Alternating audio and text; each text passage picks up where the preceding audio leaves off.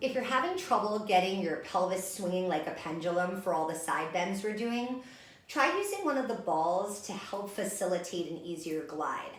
So sitting on the orange ball, I've got my legs in a wide set stance. You can see I can just kind of rock it side to side.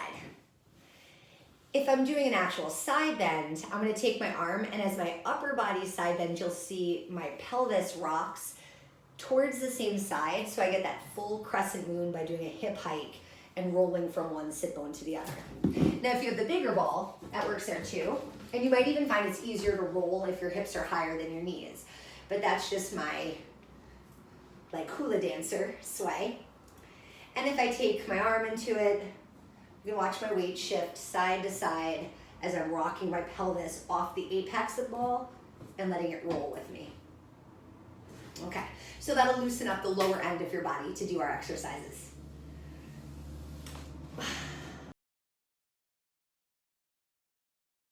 If you're having trouble getting the flow going with your upper body side bending, try kneeling next to one of the big balls with it under your hand, and as you side stretch, roll it away from you and pull it back in.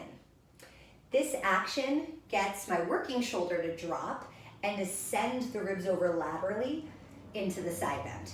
And you can still let your hips kind of slide a little bit too, so you get that full expression. If you only have the orange ball, why don't you do it sitting on the floor?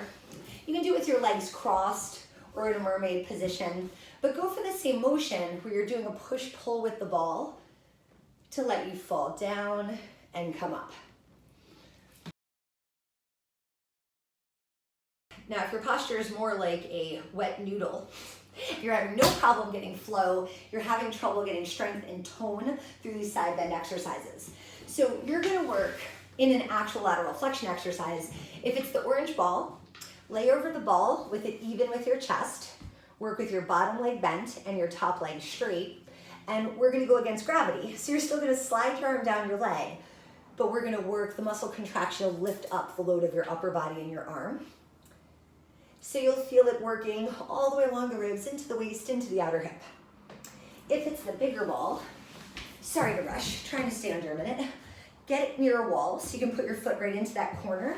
You're gonna wedge it in against your hip and lean into it. Watch these exercise pants, mine are super slippery. Drape yourself into the side bend towards the ground, and same thing with the arms, bring one with you, slide the other one down your side, and focus on it that way.